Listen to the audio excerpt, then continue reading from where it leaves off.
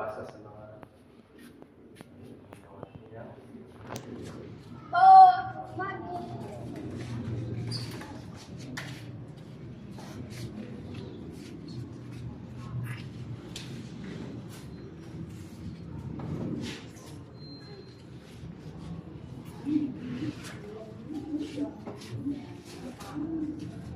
Ang ilaw na ito ay tanda ng liwanag ni Kristo na tinanggap ng bagong binyag.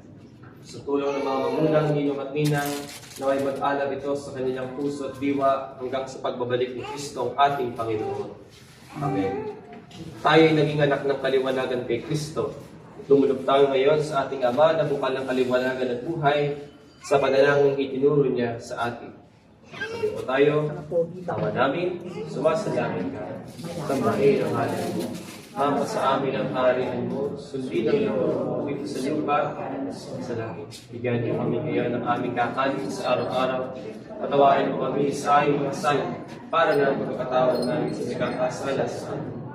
Lalo po may kapay sa sukso, tiyadya mo kami sa lahat ng masama.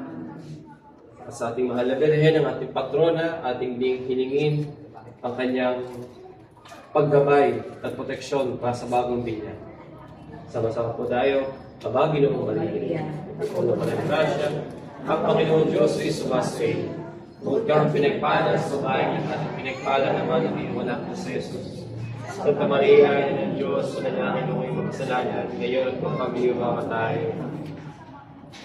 Sabay-sabay ko ng dasalin ang pagpapasbas. Madaming kapagmahal, amin ang ipinagdiwa, ang sakramento ng iyong buhay at naman. Panahon kami sa iyo, sa iyong awa, iyan. pagkakailapatin mo kami bilang mga magulang, Tapat sa mga pinahapos sa iyo.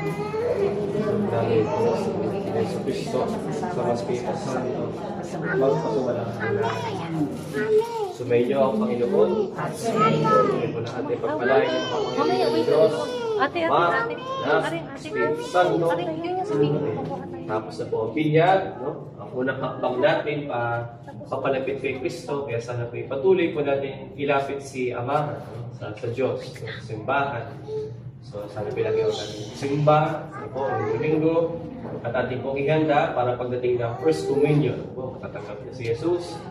Siyempre, pagdating po niya ng 12 years old, ang tumbil naman po. Yan po yung responsibility natin sa Diyos, no, mga magulang, at ninong at ninang. Po. Hindi lang po sa araw na ito, kundi sa paglaki ni Ama. Patay na po ng mga kandila. Ating po i-welcome ang bagong binyag. Masigabong palakpakan.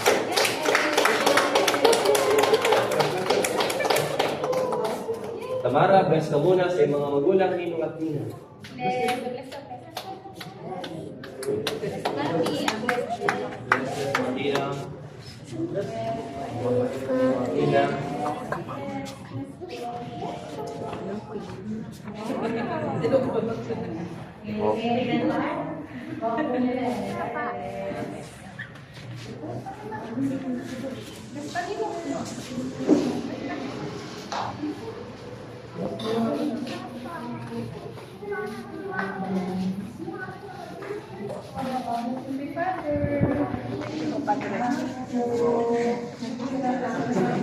Thank you po.